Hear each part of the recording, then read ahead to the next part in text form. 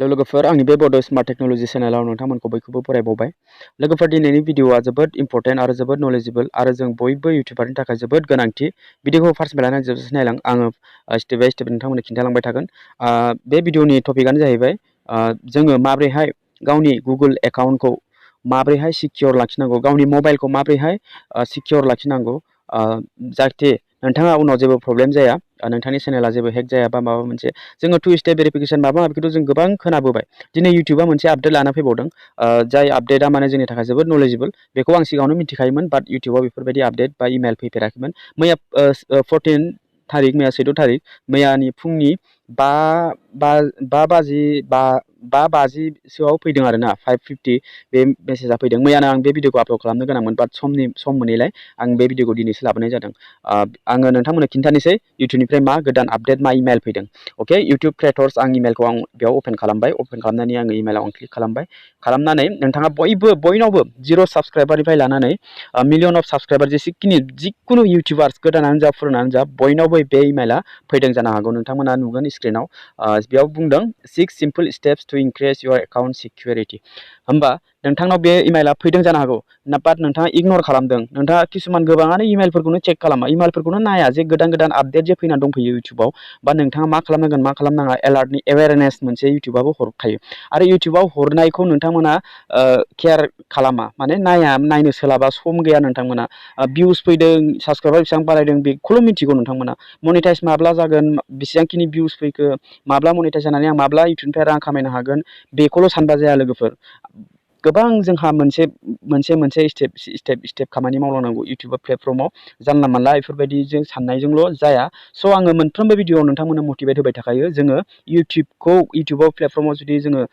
खामानि मावनो सानदोंब्ला, इउटिउबनिफ्राय रां खामायनो सानदोंबा, आर्निं खालामनो सानदोंब्ला, जोङो फिसानिफ्राय लानानै गिदिरसिम जोङो नोजोर होनांगोन। गावनि एकाउन्टखौ, गावनि चेनेलखौ, गावनि सिकिउरिटि माबाखौ, गाव लेभेलखौ इनक्रिज खालामनांगोन। माने एकदमबारे जाहाथे नोंथाङा जेरै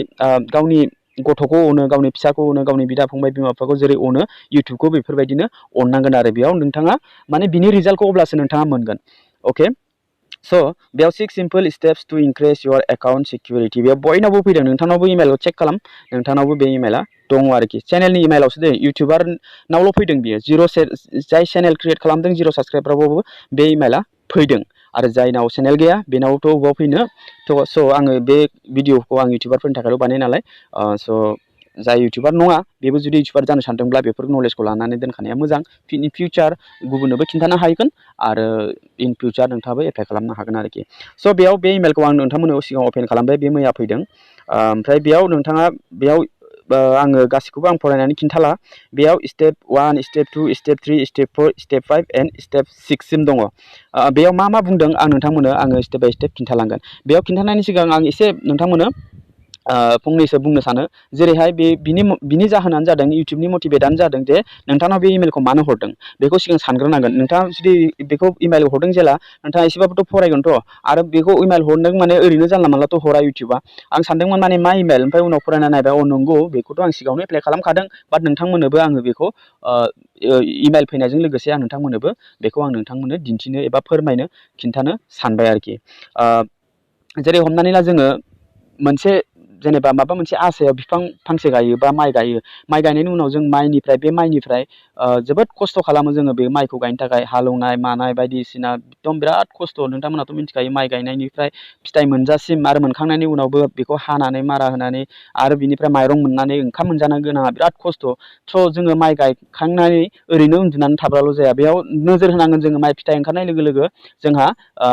एम्फौनि बेब'स्था फैयो। एम्फौनि माबा मोसौ मोसा बोरमा बायदिसिना फैनानै जाहाथे हाबफैया, जाहाथे एम्फौ गुमा बायदिसिनाफ्रा माइ बिदांखौ जाया। अब्ला जोङो माइ गायखांनानै ओरैनो जि उन्दुना थानानैल' जाया, थिग जोङो इउटिउब चेनेल खुलिनानै ओरैनोल' माने भिडिअ'ल' आपल'ड खालामबाय थानानै बा माबा मोनसे फैसा मोनगोनल' आसायाव खालामनानै जाया। जों माबा मोनसे बेब'स्था लानांगोन, बेरा दुमनायनि बेब'स्था लानांगोन, जाहाथे मोसौ हाबनानै जाया, जाहाथे गुमा एम्फौ एनला जाया, जाहाथे मुलिनि बेब'स्था लानांगोन। जोङो बेफोरबायदि जोङो केयार खालामनांगोन। थिग इउटिउब प्लेटफर्माबो बिदिनो। स' आं बाराखौ बुंला। बेयाव बुंदों, स्टेप 1आव बुंदों turn on safe browsing enhanced protection when browsing a Google Chrome, this will send you alerts. जुदि नोङो बेयाव बुंदों स्टेप 1आव, पइन्ट नाम्बार 1खौ आं खिन्थाबाय। लोगोफोर, जुदि नोङो क्रम ब्राउजाराव बा UC ब्राउजार बा आउट अफ जिखुनु नोंथाङा बबेबा वेबसाइटआव नोंथाङा जिखुनु माबा मोनसे सार्च खालामो सार्च खालामनायाव हमनानै ला अनलाइन शपिं खालामनाय बा माबा मोनसे नोंथाङा माबा मोनसे खालामो बबेबा मोनसे लिंकआव नोंथाङा क्लिक खालामो नङा होमबा क्लिक खालामनाय लोगो लोगो जुदि बे थार्ड पार्टि बा जुदि बे लिंकआ जुदि फेक बा फ्रडब्ला इउटुबा मोनसे एलार्ट होगायो बेयो रेड सिगनेल बा बेयो रिस्कि बिराद डेन्जार बेयाव क्लिक खालामनाङा बेफोरबायदि मोनसे एलार्ट इउटुबा मोनसे होखायो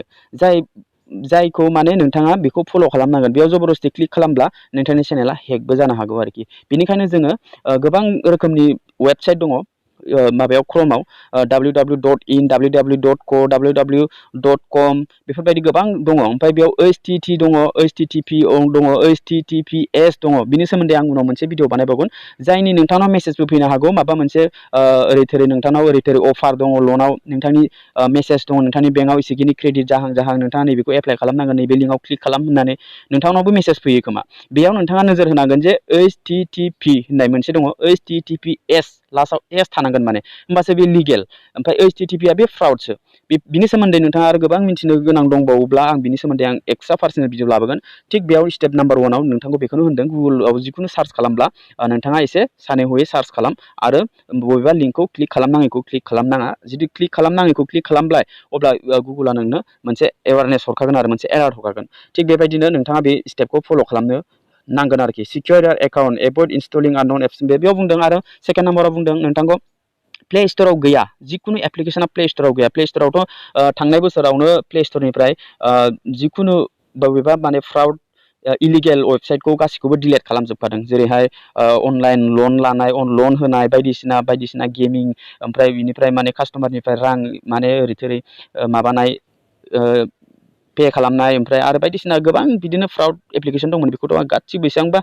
बेसेबांबा रोजा एप्लिकेसनखौ प्ले स्ट'रनिफ्राय आउट खालामखादों बिनिफ्राय दा आरो इउटुबा बुंबावदों जे गोदान आरो मोनसे मोननै आरो प्ले स्ट'राव दंबावो जायखौ जोङो प्ले स्ट'राव थानाय गासैबो एपआनो माने प्रटेक्टेड एप्लिकेसन गोजा दा बुंनो थाङोब्ला मानो होनबा आनप्रटेक्टेड एप्लिकेसनखौ सिगाङावनो दानखाबाय ओमफ्राय दा गुगोल क्रमनि गुगोल माबानि प्ले स्ट'रनि बेरेखायै गुगोल क्रमनिफ्राय गुगोल क्रमाव गोबां वेबसाइट दंबावो सोरबा भिडिअ एडिटर गुगोल आउटनिफ्राय लायो काइन मास्टार गुगोल क्रमनिफ्राय लायो सोरबा आरो बायदिसिना जिबि वाट्सएप जिबि सालायो बे प्ले स्ट'रनिया डुप्लिकेट होननानै माने माबानासो गुगोलनासो माने अरिजिनेलनो बिनिखौ गुगोलनिफ्राय लायो जिबि वाट्सएपखौ प्ले स्ट'राव गैयै एप्लिकेसनखौ गुगोल क्रमनिफ्राय बा UC ब्राउजार जिखुनु ब्राउजारनिफ्राय लानो नाङा मानो होनबा बियो थार्ड पार्टि एप्लिकेसन बे माब्लाबाबो माबा मोनसेबाबो जानो हागौ आरोखि बेयाव जेबो भरोसा गैया बिनि अके बिनि पारमिसनखौथ' नोंथाङा होखाजोब्बाय बे प्ले स्ट'राव गैयै एप्लिकेसन जुदि गुगोलनिफ्राय लादों माने डेट मिन्स नोंनि पारमिसनखौ बियो लाना दोनखाजोब्बाय मालाबा समाव सानसे समाव जे मा जागोन नोंथाङा हमनो हानाय नङा बेनिखायनो नोंथांनाव बेखार एप्लिकेसन नोंथाङा इउज खालामै एप्लिकेसनफोरखौ नोंथांनि मबाइलाव दादोन माने आनइनस्टल खालामनायानो मोजां लोगोफोर अके थ' सेकेन्ड स्टेपाव बेखौनो बुंदों आरोखि ओमफ्राय थार्ड स्टेपाव बुंदों थार्ड नाम्बाराव बुंदों create a strong password and do not share नोंथाङा गोबाङानो जों मा खालामो मिन्थियैफ्रा मा खालामो जोंनि पासवर्डखौ जेनेबा जों इमेल आइडि बानायबायथ' गावनि नामाव इमेल आइडि बानायबाय ओमफ्राय पासवर्डखौबो गावनि नामजों लोगोसे माबा फन नाम्बार लास्टआव 1 2 3 4 5 होलाबायो सोरबा जेरै हमनानै ला आंना मैखोम ओमफ्राय पासवर्डखौबो आङो मैखोम होनसै गोसोआव थानायनि मैखोम होनसै ओमफ्राय 1 2 3 4 5 सिम्पल गोसोआव थानायनि होना लानोसै बाट बियो जोबोद इजि हेकारफोरनि थाखाय बयनिबो थाखायबो बेफोरबायदि पासवर्ड दोनोबा जोंबो ट्राइ खालामनानै आंबो ट्राइ खालामनो हागौ नोंनि इमेला माबायदि नोंनाथ' इउटुबा ग्र' जाबाय गिदिर जाबाय साबसक्राइबारा बुरजा जाबाय अब्ला नोंनि इमेलखौथ' मिथिखागोन इमेलजों लोगोसे आरो नोंनि फन नाम्बाराबोथ' एटेच दंखायो नालाय बे पासवर्डआसो मेन प्रब्लेमा दा पासवर्डखौबो नोंनि इमेलजों नोंनि नाम्बारजों मेचिं खालामनानै हेकारफ्रा मिथिखायो माब्रै सार्च माबानानै ट्राइ खालामना नायो माने बे नङा बे नङा बे नङा बे नङा बे नङा एक्सपार्ट बिराद एक्सपार्ट नों पात्ताखौनो मोना बिसोर माब्रै मा सिस्टेमाव जे हेक खालामगोन स' जोङो स्ट्रं पासवर्ड लागायनांगौ स्ट्रं पासवर्ड माने माब्रै नोंथांमोना मिथिखायो स्ट्रं पासवर्ड जेरै हमनानै ला आंना मैखोम आं मैखोम दोनालासिनो बेलेगनि नाम दोनबाय आंनि न'नि सोरनिबा फेमिलिनि नामखौनो आं दोनना होबाय ओमफ्राय लास्टआव माने मा होनो बेखौ स्ट्रं किवर्ड माने जेरै हमनानै ला एट हेशटेग कुइसन मार्क डलारनि सिन बेफोरखौ बाहायनांगौ ओमफ्राय माबा नाम्बार बाहायनांगौ आरो 1 निफ्राय लानानै 9 सिम जिखुनु मोनसे नाम्बार दोननांगोन आरोखि नोङो स्ट्रं केरेक्टार पासवर्डखौ बेखौनो होनो लोगोफोर ओंखायनो जोङो माने सिम्पलि पासवर्डखौ क्रिएट खालामनानै लानाङा ओमफ्राय बे स्ट्रं केरेक्टार पासवर्डखौ बायदिसिना बेफोर हेशटेग @ बायदिसिना लागायनानै नोङो नाम्बार होबाय नालाय बेखौ हेकारफ्राबो जानला मानला सहसै हेक खालामनो हाया आरो मिन्थिया बेखौ नोंथाङा मोनसे डायरियाव लिरनानै दोनबानो जाबाय जाहाथे नोंथाङा गोसोआव थानाय नङा नालाय ओंखायनो मोनसे डायरि बा मोनसे माबायाव नट खालामनानै नोंथाङा दोनबानो जाबाय आरोखि बेखौ नोंथांखौ बेखौ होनानै एप्लाइ खालामनानै लानो थिनदों स्टेप नाम्बार 3 आव ओमफ्राय 4 आव बुंदों set channel level permissions under settings on your dashboard and check permissions monthly basis then ओमफ्राय 4 नाम्बाराव बुंदों लोगोफोर जेरै हमनानै ला आंनाव मोनसे आंनि चेनेलखौ आंनाव मोनसे मबाइल दङ आरो गुबुन मोनसे मबाइलाव बे मोनसे चेनेलखौनो अपेन खालामो गोबाङानो दा बिदिनो खालामो सोरनाबा गंथामावनो बे मोनसे जिमेलखौनो एप्लाइ खालामो जुदि बे गंथाम सालायगिरिया नों हारसिं सालायदों ना बले सोरनोबा पारमिसन होनानै दोनदों बेफोरबायदि होनायाबो जोबोद भुल होनना बुंदों जे लोगोफोर मानो नोंनि रावखौबो फोथायनाङा नोंनि बिदा फंबाय बिब' बिनानाव जिखुनु नोंनि फेमिलि रावखौबो माने फोथायनानै मानो होनबा बिसोरथ' खालामा बायसान्सआव बिसोरनाव माबा मोनसे मेसेज फैगोन बिसोरथ' हरफ्लांगारगोन ना नोंथ' हरा जेनेबा बाट बिसोर हरफ्लाङो बिसोर मिन्थिनानै हराखै आरो नोंथांनि चेनेलखौ बिसोर शेयारबो खालामनो सानाखैमोन बाट बियो सम लानानै मा खालामो माने मोनसे समाव माला समाव जे मा जायो जों रावबो पात्ता मोना बेनिखायनो गावनि जिमेलखौ गावनो सालायनांगौ गावनो इउज खालामनांगौ गुबुननो रावनोबो गुबुननि मबाइलाव माने बेखौ पारमिसन होनाङा आरोखि बेखौ मेनेजार बानायनाङा आरोखि नोंनो मेनेजार नोंनो गासिबो नोंनो बेखौ सार्च खालामनांगौ माने नोंनो एक्टिभिटि खालामनांगौ होननानै माने 4 नाम्बाराव इउटुबनिफ्राय बेफोरबायदि बुंदों आरो 5 नाम्बाराव दङ इनेबल 2 स्टेप भेरिफिकेसन बेखौथ' बयबो खालामनानै लाखादों खोमा जाय लायाखै बे बोरै खालामनांगौ बेखौथ' आं बिनि सोमोन्दै भिडिअ बानायखाबाय आरो जोबोद इजि गुगोल एकाउन्टआव थांनानै नोंथाङा 2 स्टेप भेरिफिकेसन माने गुबुन मोनसे रिकभारि जिमेल रिकभारि मा होनो फन नाम्बार बेखौ 2 स्टेप भेरिफिकेसन खालामनानै लानांगौ मानो होनब्ला माबा मोनसे इमेला जुदि नोंना मेन इमेला जुदि गोमाबाय नोंथाङा बावबाय अब्ला बे रिकभारि जिमेल बा रिकभारि फन नाम्बारावबो अटिपि फैगोन आरोखि 2 स्टेप भेरिफिकेसन होनना बुङो बेखौ जाय 2 स्टेप भेरिफिकेसनखौ खालामोब्ला सहसै हेकारफ्राबो हेक खालामनो हाया आरो 2 स्टेप भेरिफिकेसन खालामाब्ला चेनेलाबो मनेटाइज जाया होननानै दानि सिगां मोनसे आपडेट आं होखाबाय 2 स्टेप भेरिफिकेसना जोबोद इम्पर्टेन्ट जोंनि थाखाय 5 नाम्बारसिमाव 6 नाम्बारसिमाव मनेटाइजनि थाखायबो बे आन्डार रिभिउ थांनायनि सिगां जों 2 स्टेप भेरिफिकेसनखौ खालामनानै लानांगौ आरोखि स' दा आं खिन्थागोन जे नैबे फार्स्ट नाम्बाराव टार्न on safe browsing enhanced protection बेखौ माबोरै नोंथाङा नायनो हागोन जे नोंथाङा सोर बबे एप्लिकेसननो नोंथाङा पारमिसन होदों बेखौ माबोरै चेक खालामनो बिनि सोमोन्दैबो आं भिडिअ बानायखाबाय बाट दिनैबो आङो नोंथांमोननो फोरमायनो सानबाय बेखौ खिन्थानायनि सिगां आङो नोंथांमोननो आं बे खोथाखौ बुंनो सानो जों गोबाङानो इउटुबारफ्रा मा सानो माथ्र जोङो खालि चेनेला माने ग्र' जानांगौ ओमफ्राय जेबो प्रब्लेम गैया होननानै गोबां गिदिर इउटुब चेनेलफ्रा हेक जालांबाय लोगोफोर हेक जालांबाय सोरनाबा टार्मिनेट जालांबाय सोरनाबा टेक डाउन खालामजादों सोरनाबा मा जादों इसिबां खस्थ' खालामखांनायनि उनाव मानि थाखाय बिखौ जोङो केयार खालामैनि थाखायनो बेफोरखौ स्टेपखौ फल' खालामैनि थाखायनो जों बिदि जानाङो लोगोफोर ओंखायनो नोंथांमोना एसेबाबो बुजिबाय जानो हागौ आं दानिया खिन्थानोसै नोंथाङा बे इमेलनि गाहायावनो दं सिकिउर यार एकाउन्ट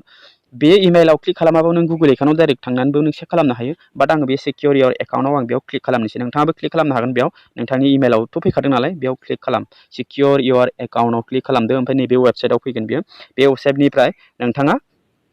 बेहाय डाइरेक्ट नुनो मोनसिगोन नोंथाङा बेयाव इमेल गोजौआव नोंथांनि इमेलनि प्रफाइल लग' थागोन ओमफ्राय दा बेयाव आंनि मबाइलाव नुदों बे ग्रिन टिक गासिबो दंजोबो your device where you are signing बेयावबो आङो क्लिक खालामनानै आं नायनो हायो बबे मबाइलाव आङो बे आंनि डिभाइसखौ आङो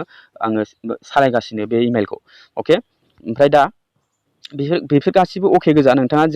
जेराव ग्रिन टिक गैया बेखौल' नोंथाङा नायनो हागोन आरोखि आङो नैबेयाव सेफ ब्राउजिं बेयाव क्लिक खालामसै टार्न अन इनहेन्स सेफ ब्राउजिं नाम्बार 1निखौ बेयाव आं क्लिक खालामबाय एर'आव बेयाव क्लिक खालामनाय लोगो आङो बेयाव कन्टिनिउआव क्लिक खालामनांगोन बेयाव आङो कन्टिनिउआव आं क्लिक खालामबाय क्लिक खालामनानै टार्न अन बेयाव टार्न अन खालामब्ला मा जागोन आं दहाय खिन्थादोंमोन ना गुगोलाव जुदि नोंथाङा माबा मोनसे एप्लिकेसन इनस्टल खालामनो नागिरदोंब्ला अबेबा वेबसाइटआव नोंथाङा क्लिक खालामनो नागिरदोंब्ला गुगोला नोंथांनो सिगनेल होखागोन माने बेयाव थांनाङा बेयो सेफ बेयो भाइरास सिस्टेम बेयो माबासो फ्राउडसो बेफोरबायदि सिगनेल होखासिगोन एबार आं बेयाव टिक मार्क खालामनानै लाबाय गासिबो ग्रिन जाजोब्बाय 2 स्टेप भेरिफिकेसनाबो आंना ग्रिन थार्ड पार्टि एक्सेसआबो आंना अके गोजा आं पारमिसन होखायाखै आरो पारमिसन बिनाय थार्ड पार्टि एप्लिकेसनखौ आङो डिलिट खालामखाजोब्बाय आंना दा बे गासिबो अके गोजा आंनि मबाइलाव गासिबो ग्रिन टिक जानानै दंजोबो अके नोंथाङा बेफोरबायदि सिकिउर खालामनानै लानो नाजा आरो दिनैनो खालामखा लोगोफोर अके नोंथांनाव इमेल फैदों इमेलाव चेक खालामनानै नोंथाङा दिनैनो दानो खालामनानै लाखादो अब्ला भिडिअआ बेखिनियावनो लोगोफोर एसेबाबो भिडिअखौ बुजिबाय जानांगौ नोंथाङा बे आपडेटआ बेनोमोन आरो गोदान आरो गोबां आपडेट फैनो गोनां दंबावो आरो फैनानै दंफैयो आं बिनि सोमोन्दै आरो भिडिअ लाबोबाय थागोन स्ट्रं नोंथांमोननि माबाखौ एवारनेसनि थाखाय आं भिडिअ लाबोबाय थागोन स' बे भिडिअखौ मोजां मोनदोंबा लाइक खालाम आरो आंनि चेनेलाव फार्स्ट टाइम फैदोंबा चेनेलखौ साबस्क्राइब खालामनानै बेलनि अल नटिफिकेसनखौबो अन खालामनानै लादो अब्ला भिडिअ बेखिनियावनो लोगो मोनगोन next video tata bye bye and take care